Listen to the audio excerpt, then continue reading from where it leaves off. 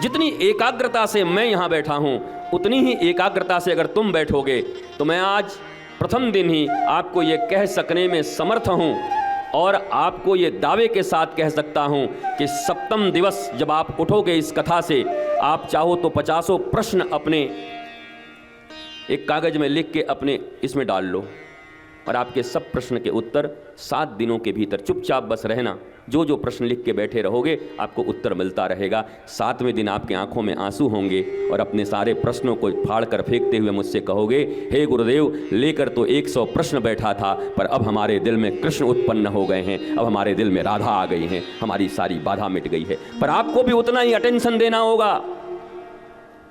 1 minute चूक गए तो सावधानी हटी, दुर्घटना घटी। चूकोगे तो बात नहीं बनेगी।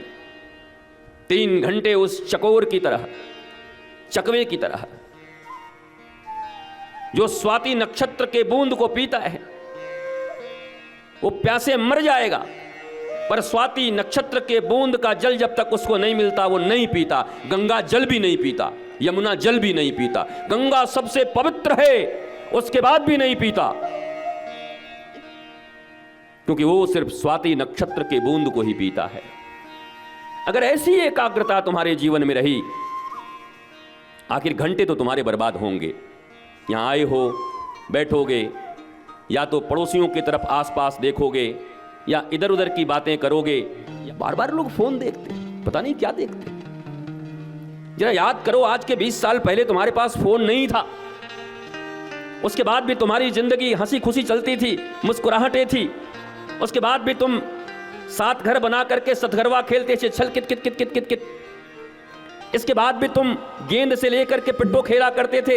इसके बाद भी तुम्हारे गांव की जिंदगी कितनी अच्छी थी। उसके बाद भी तुम्हारे चेहरों पे मुस्कुराहट थी। उसके बाद भी आज गूगल जितना नहीं बता सकता था उतनी हमारी दादी और नानी बता दिया करती थी, उतनी कहानियां उनके पास थी। गूगल के पास नहीं। गूगल पर तो जो अपलोड किए गए कचड़े हैं ज्यादा से ज्यादा।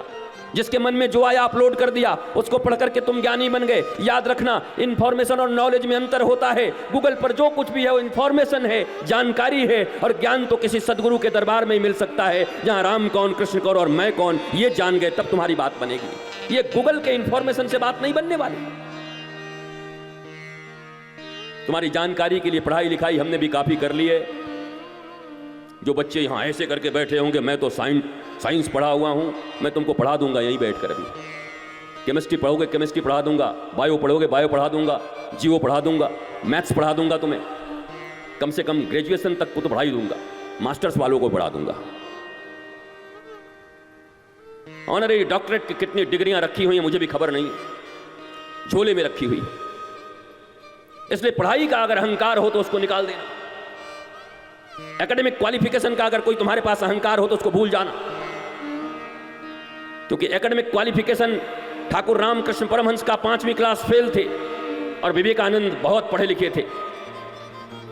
गुरु 5वीं क्लास फेल और चेला बहुत पढ़ा लिखा, और उन्हीं गुरु की कृपा से जाकर के शिकागो में भारतीय धर्म की ध्वजा को लहरा करके आए। एकेडमिक क्वालिफिकेशन ऐसा था, जीरो उनका, नथिंग। आपके इस महाराष्ट्र में छत्रपति शिवाजी महाराज, महाराष्ट्र की भूमि, छत्रपति शिवाजी महाराज की भूमि, सड़कों पे खेलने वाले एक बालक पर समर्थ श्री रामदास जी की निगाह पड़ जाती है, और गुरु समर्थ ने हाथों में उठाकर एक साधारण बालक को छत्रपति बना दिया, जो बिलो देन 175 सोल्जर्स को लेकर के लाखों मुगलों के दांत खट्टे कर दिए। 175 से कम सैनिक थे शिवाजी के पास, मुगलों की संख्या लाखों थी। जब पूछा किसी ने शिवाजी से इतना बड़ा युद्ध कैसे जीत लिया, तो शिवाजी ले गए और जाके दिखाया, इनकी कृपा से। और तब ऐसे बैठे हुए थे, बहुत बूढ़े हो गए थे। बोला ये इनसे तो तलवार नहीं उठेगी। बोला इन्हें तलवार उठाने की जरूरत नहीं है, ये दुनिया के किसी भी गिरे हुए व्यक्ति को उठा करके छत्रपति शिवाजी बनाने की क्षमता रखते हैं। इनका नाम समर्थ श्री रामदास जी है, ये मेरे गुरु हैं।